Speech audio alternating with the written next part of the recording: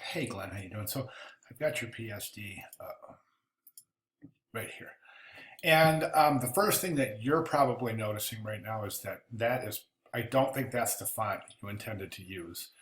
And the reason it's not showing up is because it's not installed on my system. So just so you know, the font that you use, if it's not installed on your viewer system, they're going to get this error right here.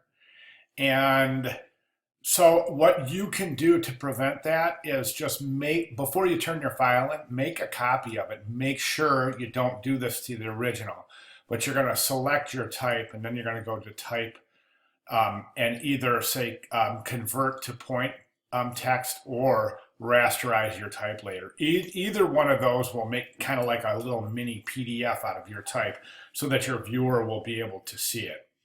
Now, what's going to happen when you go to print it, or you send it to a printer or a service, if you send it out for service, what's going to happen is that you wouldn't send a PDF, you wouldn't send a PSD, you would send a PDF.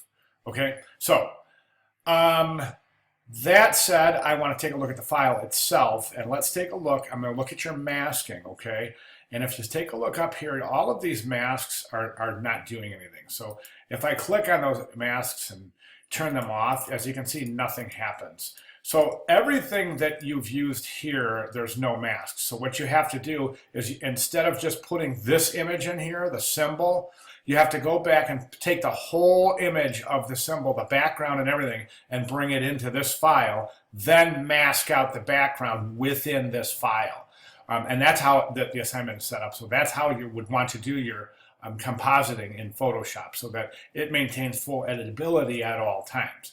This is the only layer here that's showing any evidence of masking. And if I turn that one off, you can see you get a little bit of the background.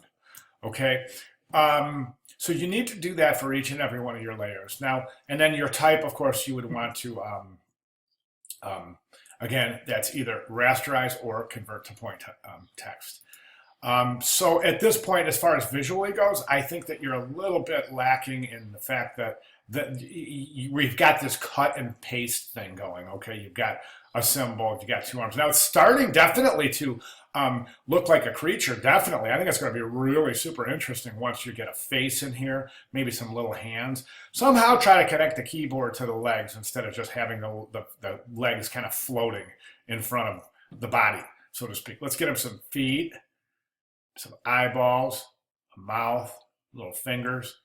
And again, I would like to have him have some sort of interaction with the background. So if you can put him on a stage somewhere, or in a music store or something, so that we give us a little more engagement than just the music note background. Okay, and then of course your layer size, your image size is 8 by 10 at 300, so excellent job there. And I think you're coming along beautifully. So just go ahead and address those issues and we're right in there. All right, thanks very much. Nice work.